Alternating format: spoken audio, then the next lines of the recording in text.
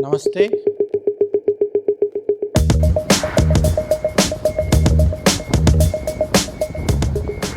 नमस्कार, राम राम दोस्तों में आप सबका स्वागत है।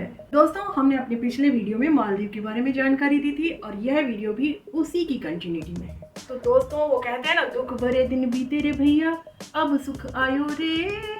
इस चक्कर में हम जैसे छोटे छोटे लोग तो धोखा खाते ही हैं, बड़े बड़े लोगों भी धूल चाटते हुए नजर आते हैं। अब इन यामीन साहब को ही देखिए।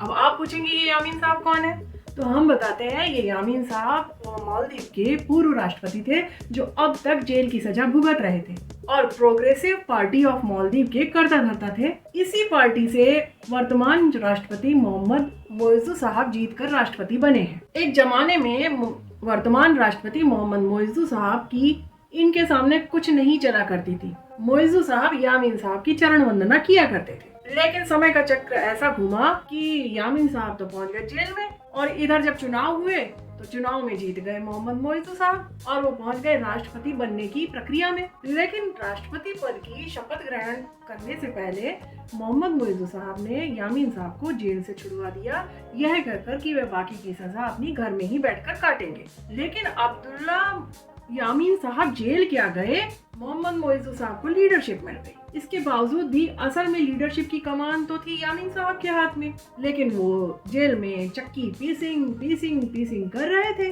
और इसका फायदा मिला मोहम्मद मोइज़ू महाशय को, जो चुनाव जीतकर वर्तमान राष्ट्रपति पद की दौड़ में शामिल हो गए। लेकिन चुनाव जीतकर राष्ट्रपति पद की शपथ ग्रहण करने से पहले मोहम्मद मोइज़ू साहब ने यामीन साहब को जेल से छुड़ा दिया।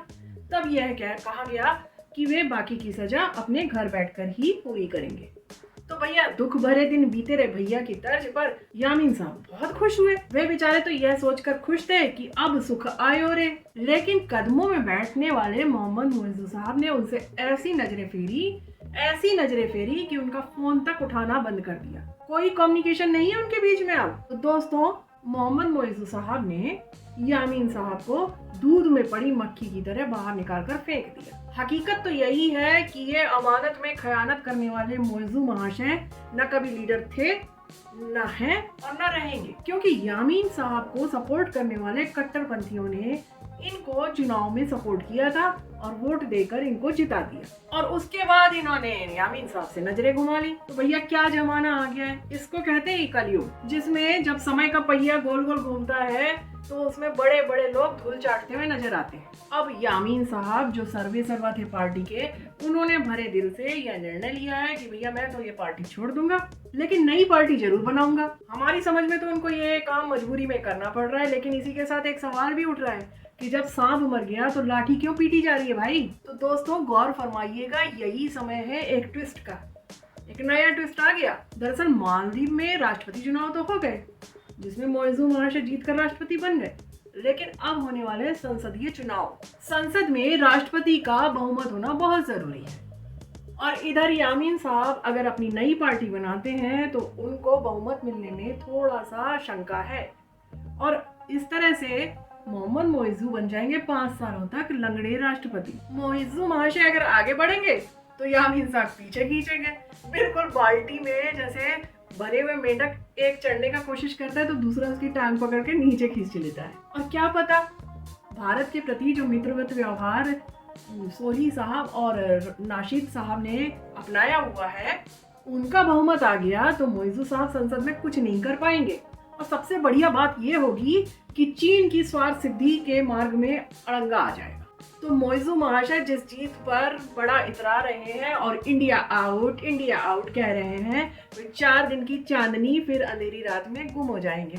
दोस्तों, इधर तो उनकी पार्टी टूट रही है और उधर वो पंछी बनूं मस्त गगन में उड़ता फिरूं वाली तर्ज पर खुले आकाश में गोते मार रहे हैं। भाई, आम तौर पर होता यह था कि मालदीव में जब भी कोई राष्ट्रपति बनता था वो भारत आता था सबसे पहले, लेकिन जिसने अपनी पार्टी से वफा नहीं की वो भारत से क्या वफादारी निभाता। वैसे भी दगाबाजों से कोई उम्मीद नहीं रखनी चाहिए।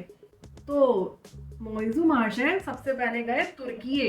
अब हमारा ये कहना है कि भाई साहब, भारत को तो मालदीव के इन मामलों में हस्तक्षेप करना ही नहीं चाहिए, क्योंकि मालदीव के नए राष्ट्रपति चीन के एजेंट राजनीतिक रूप से बहुत ही अपरिपक्व दिखाई दे रहे हैं। समय गुजरने दीजिए, इनकी जो सरकार है वो खुद ब खुद गिरेगी। जनता इनको खुद ब खुद लात मारेगी। ठीक वैसे ही जैसे श्रीलंका में हुआ था राजपक्षे बंधुओं के साथ, वैसे ही इनको मालदीव की जनता बाहर निकालेगी। तो दोस्तों, आपका इस जानकारी के बारे में क्या कहना है हमें ज़रूर कमेंट बॉक्स में बताइए। और वीडियो अगर पसंद आता है तो शेयर कीजिए और मेरे चैनल को सब्सक्राइब कीजिए। और हाँ, बेल आइकन बटन दबाना बिल्कुल मत भूलिएगा। तो इसी के साथ लेती हूँ मैं विराम। अगले वीडियो तक राम राम।